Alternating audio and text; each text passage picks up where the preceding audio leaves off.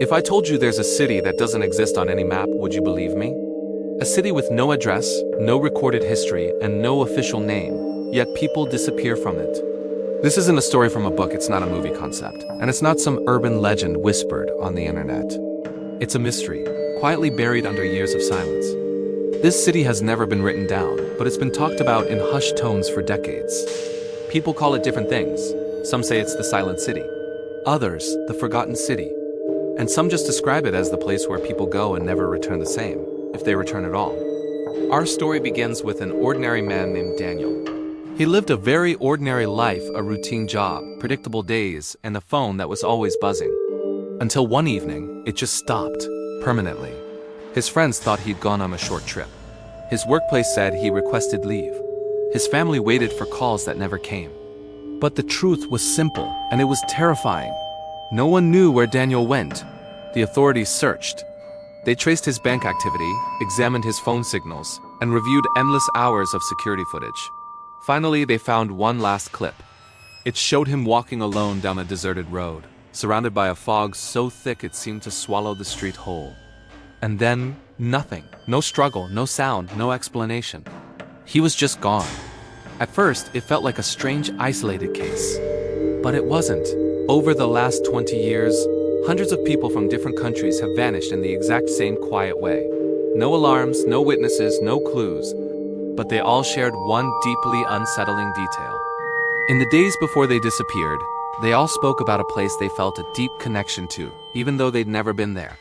They would describe it casually, almost without realizing it. They'd say things like, "I feel like I belong somewhere else," or, "There's a place I can't explain, but I miss it." It was as if a memory had been planted in their minds without their consent. This city doesn't exist physically, but it appears vividly in their dreams, in their half-remembered thoughts, and in moments of profound silence. It forms itself in the human mind as if it has always been there, waiting.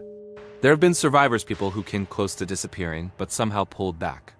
They describe similar visions, unfinished buildings standing in endless, silent rows.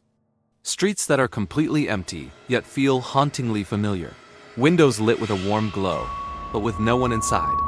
And clocks frozen in place, refusing to move forward or backward. In this city, there is no morning or night, only a dull, endless pause, as if time itself has chosen to just wait. Science tries to explain it. Some say it's a neurological illusion, a trick of the brain. Psychology labels it as a symptom of trauma or dissociation. Experts argue that it's the mind's way of protecting itself from unresolved pain. But all these explanations fall apart when they re-confronted with one impossible question. If this city is only a thought, why do people vanish in reality? Then there's the story of the one person who came back. Or at least that's what the records suggest. He was found sitting on a roadside bench, physically uninjured but completely broken. He was unable to speak, unable to explain anything. A permanent, hollow fear was etched into his eyes. Whenever anyone mentioned the city, his hands would shake uncontrollably. His breathing would collapse into a desperate panic. The only thing he ever communicated was a single sentence, which he wrote over and over again on scraps of paper. It said, "The city doesn't call us, we walk into it ourselves." That one sentence changes everything. It suggests this city isn't a destination, but a decision.